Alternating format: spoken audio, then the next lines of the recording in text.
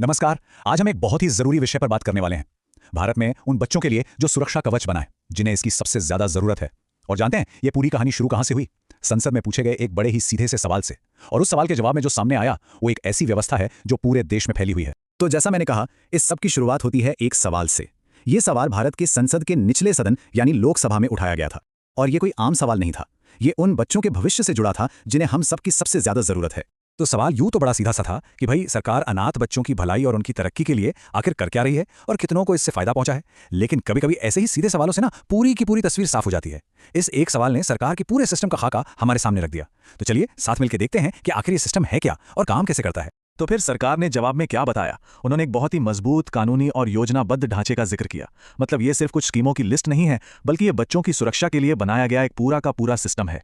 इस पूरे सिस्टम की जो नींव है वो है किशोर न्याय अधिनियम 2015। असल में यही वो कानून है जो ये तय करता है कि जिन बच्चों को देखभाल और सुरक्षा की जरूरत है उनकी मदद कैसे होगी। सरकार जो भी कदम उठाती है उसका आधार यही कानून है। अच्छा, कानून तो बन गया, लेकिन उसे जमीन पर कौन उतारेगा? यहीं पर एंट्री होती है मिशन वात्सल्य की। ये केंद्र और राज्य सरकारों का एक मिला-जुला कार्यक्रम है, एक मिशन जो असल में बच्चों तक मदद पहुंचाने का काम करता है। मिशन वात्सल्य जो है वो मुख्यतः दो तरीकों से काम करता है।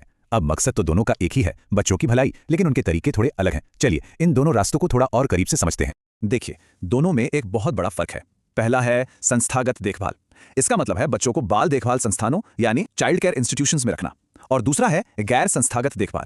यहां पर कोशिश ये होती है कि बच्चे को एक परिवार जैसा माहौल मिले, जैसे कि उसे कोई गोद ले ले या कोई परिवार उसकी देखभाल करे। तो अब सवाल ये उठता है कि ये कार्यक्रम आखिर कितना बड़ा है। चलिए अब जरा 2024-25 के आंकड़ों पर एक नजर डालते हैं कि इसमें कितना पैसा लगा और कितने बच्चों तक असल में मदद पहुंची। ये नंबर्स आपको काफी कुछ बताएंगे। तो जरा इस नंबर पर गौर कीजिए, 1405.53 करोड़ रुपए। जी हाँ, 1400 करोड़ रुपए से भी ज्यादा सिर्फ साल 2024-25 के लिए मिशन वात्सल्य के तहत रिलीज किए गए। अब ये कोई छोटी मोटी रकम नहीं है ना? इससे पता चलता है कि सरकार इस मामले को कितनी गंभीरता से ले रही है। इससे हम बच्चों के भविष्य में एक बहुत बड़ा इन्वेस्टमेंट कह सकते हैं।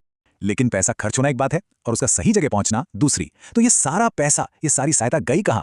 चलिए पहले उन बच्चों के आंकड़ों को देखते हैं जिन्हें इंस्टीट्यूशंस में यानी संस्थाओं में देखभाल मिली। यहां देखिए, तमिलनाडु 12,000 से ज्यादा बच्चों के साथ सबसे आगे है। उसके ठीक बाद पश्चिम बंगाल और फिर उत्तर प्रदेश का नंबर आता है। ये आंकड़े साफ दिखाते हैं कि इन राज्यों में संस्थागत देखभाल यानी इंस्टीट्यूशनल केयर पर कितना जोर दिया जा रहा है। अब बात करते हैं दूसरे रास्ते की, यानी परिवार जैसे माहौल में देखभाल की। यकीन मानिए, यहाँ के आंकड़े एक बिल्कुल ही अलग कहानी कहते हैं और ये कहानी बहुत दिलचस्प है। यहाँ देखिए, महाराष्ट्र 32,000 से भी ज्यादा बच्चों के साथ टॉप पर है। फिर मध्य प्रदेश और कर्नाटक का नंबर है। यहाँ गौर करने वाली बात यह है कि एक तो राज्यों की लिस्ट बदल गई है और दूसरा बच्चों की संख्या भी कहीं ज्यादा है। इससे पता चलता है कि ये राज्य परिवार आधारित देखभाल को कितनी प्राथमिकता दे रहे हैं। वैसे इन आंकड़ों में कुछ और भी दिलचस्प चीजें छिपी हुई हैं, जैसे कि लक्षद्वीप में दोनों में से किसी भी तरीके से एक भी बच्चे को मदद मिलने का रिकॉर्ड नहीं है और उधर अंडमान और निकोबार में परिवार आधारित देखभाल का कोई मामला ही नहीं है। इससे एक बात साफ होती है कि हर राज्य और केंद्र शासित प्रदेश का काम करने का तरीका कितना अलग अलग है। तो इन सभी नंबरों का, इन सभी आंकड़ों का आखिर मतलब क्या है? चलिए एक कदम पीछे हटते हैं और इस बड़ी तस्वीर को समझने की कोशिश करते हैं कि ये सब हमें क्या बता रहा है। तो देखिए, सबसे बड़ी बात जो समझ में आती है वो ये है कि भारत के पास बच्चों की मदद के लिए एक बहुत बड़ा और सुव्यवस्थित नेशनल सिस्टम है।